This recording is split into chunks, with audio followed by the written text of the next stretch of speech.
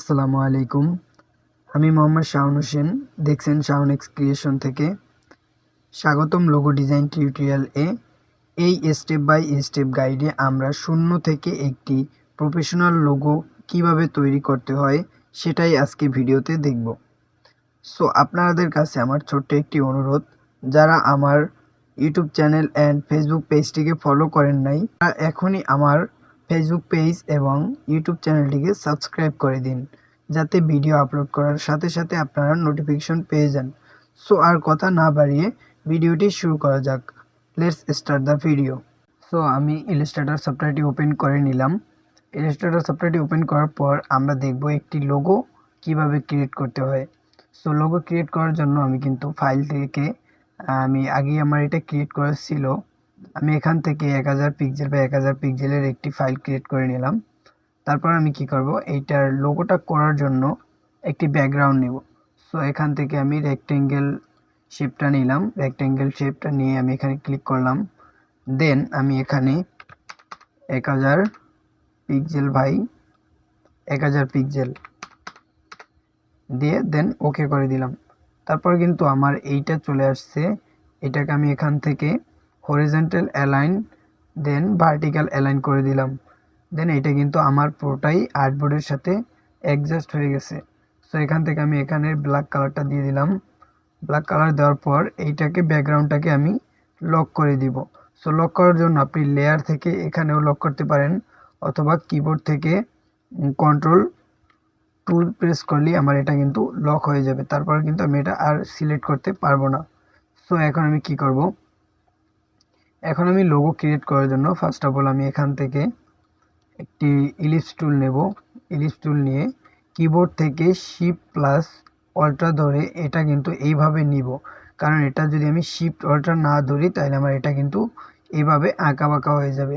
যদি আমি শিফট এবং অল্ট্রা ধরি সেক্ষেত্রে আমার এটা রেশিও মেনটেন করে বড় ছোট হবে। তারপরে দেন এটাকে আমি নিয়ে নিলাম, এটার কালারটা আমি চেঞ্জ করে দিয়ে হোয়াইট করে দিলাম। দেন এটাকে স্ট্রোকে পরিণত করে দিলাম। স্ট্রোকে পরিণত করার পর এটার স্ট্রোকটা যদি আমি একটু এখান থেকে আমি 450 করে দিলাম। 450 করার পর এটাকে জাস্ট আর একটু বড় করে নিই। বড় করার পর control C control F, keyboard থেকে কন্ট্রোল সি কন্ট্রোল এফ করে এটা কিন্তু আমার এইটার উপরে আর একটা কপি পেস্ট হয়ে গেছে। সো এটাকে যদি আমি একটু ছোট করে নিই, জাস্ট বেশি না, আমি এইটুকু ছোট করে নিলাম। এইটুকু ছোট করার পর দেন এখন আমি কি করব, এখান থেকে পেন টুলটা নিলাম। জাস্ট পেন টুল নেওয়ার পরে এখানে একটা ক্লিক করলাম। দেন শিফট ধরে, আমি যদি শিফট না ধরি এটা কিন্তু আমার, যে শিফট যদি ধরি তাহলে আমার এটা কিন্তু একেবারে রেশিও মেনটেন করে বড় ছোট হবে। তো আমি এখানে একটা ক্লিক করলাম, দেন এখানে একটা ক্লিক করলাম, দেন এখানে একটা, তারপর এখানে একটা। সো এই দুইটাকে আমি আগে সিলেক্ট করে জাস্ট রাইট ক্লিক করে গ্রুপ করে নিলাম। সম্পূর্ণটাকে সিলেক্ট করে আমি এই যে ইলিপস টুল দুইটা নিছি, এই দুইটাকে টপ অবজেক্ট করে এখান থেকে আমি হরিজন্টাল অ্যালাইন দেন ভার্টিক্যাল অ্যালাইন। এখন কিন্তু এটা আমার মিডল পয়েন্টে আছে। সো এখানে তোকে যদি আমি এটাকে শেপ বিল্ডার দিয়ে কাটতে যাই সেক্ষেত্রে আমার এই যে এখান থেকে এটা কিন্তু প্রপারলি কাটবে না। সো এক্ষেত্রে কি করার, এক্ষেত্রে এটাকে সিলেক্ট করে অবজেক্ট থেকে এক্সপান্ড দেন ওকে। এখন কিন্তু আমি যদি দেখেন এটা যদি আমি শেপ বিল্ডার দিয়ে কাটি, দেন এইটুকু কেটে দিলাম, দেন এইটুকু কেটে দিলাম, এখন কিন্তু এটা আমার প্রপারলি কেটে গেছে। সো আমি এভাবে করব না, কারণ আমি এইটুকু কাটবো, বাইরের অংশটুকু শুধু জাস্ট এইটুকু রেখে দিব। সো সম্পূর্ণটাকে সিলেক্ট করে শেপ বিল্ডার, এটা মাইনাস, এটা মাইনাস, এটা মাইনাস, দেন এইটুকু মাইনাস, এখন দেখতে পাচ্ছেন, আর দেন মাঝেরটুকু মাইনাস। এখন কিন্তু আমার একটি রাউন্ড শেপ ক্রিয়েট করা হয়ে গেল। এবার আমি কি করব, দেন আমি এখানে কিছু এলিমেন্ট আগে থেকেই ক্রিয়েট করে রেখেছি। এই এলিমেন্ট যদি আমি ক্রিয়েট করতে যাই ভিডিওটি অনেক লং হয়ে যাবে, সেক্ষেত্রে আমি আর ক্রিয়েট করে দেখালাম না। আপনারা এটি একটি মেক করে নেবেন একটি রিয়েলিস্টিক পিক থেকে। জাস্ট এটা আমি উপরে নিয়ে আসলাম, দেন কালারটা চেঞ্জ করে দিলাম। দেন এরপরে আমি এটাকে মিডল করে রাখলাম। সো এইটুকুই রাখলাম, জাস্ট এটাকে পরে মিডল করতে পারবো। এটুকু রাখে আমি আরেকটা এলিমেন্ট ক্রিয়েট করেছি।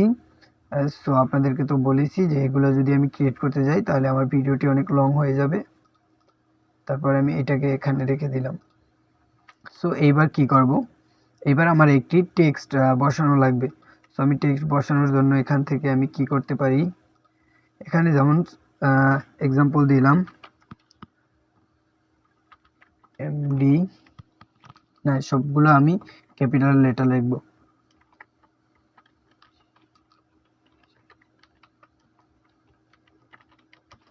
দেন আমি একটি ডিফল্ট লেখা লিখে নিলাম। দেন এটাকে একটু বড় করে নিলাম। এখন আমি এটাকে একটা ফন্ট দিব। জাস্ট এটাকে আমি ফন্ট দেওয়ার জন্য এখান থেকেও ফন্ট দিতে পারি, অথবা এই ক্যারেক্টার প্যানেল থেকেও ফন্ট দিতে পারি। এখানে আমি লিখে নিলাম লেটো। দেন আমি এই লেটো ব্ল্যাকটা দিয়ে দিলাম।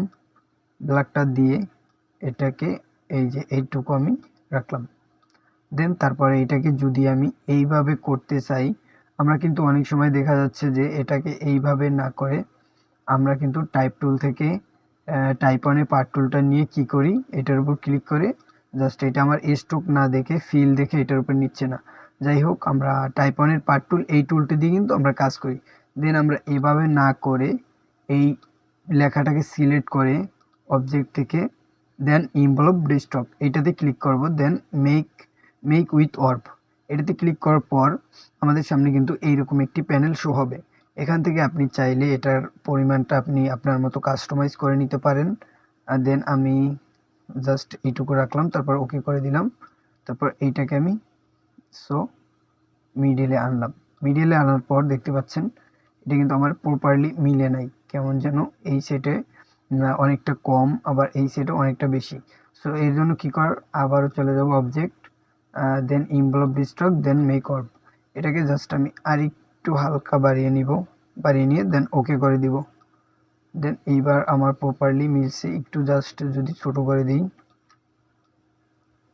হ্যাঁ এইবার একটু মিল আছে। দেন এটাকে আমি এভাবে রেখে দিলাম। সো এটাকে আর একটু বড় করব। এই যে এটাকে আর একটু বড় করলাম, এই যে। সো এইবার কিন্তু আমার প্রপারলি একটা মিল দেখতে পাচ্ছি। সো এটা একটু বড় হয়ে গেছে। এই যে এইবার কিন্তু আমার এটা একটু প্রপারলি মিল আছে।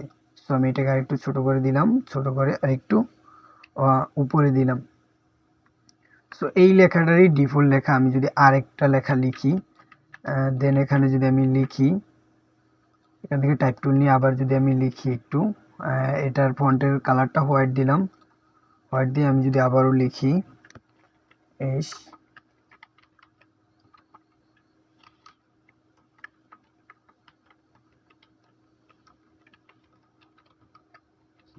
আমি এই লেখাটি লিখে নিলাম। জাস্ট এই লেখাটি লিখে আবার আমি এটাকে একটু বড় করে নিলাম, বড় করে দেন এখানে রেখে দেন আমি আবার কি করব, অবজেক্ট ইনভলভ ডিস্ট্রক, দেন মেক অর্ব এটাতে ক্লিক করলাম। এখন আমার কি আছে, এইটা তো আমার এইভাবে করা। দেন এইটাকে যদি আমি আবার এইভাবে করতে চাই, সেক্ষেত্রে দেন এইটাকে আমি একেবারে কমিয়ে দিলাম, আরও কমিয়ে দিলাম, মাইনাস, আমি এটাকে মাইনাস কত রাখবো, মাইনাস এটাকে আমি 81 দিলাম। দেন ওকে করে দিলাম।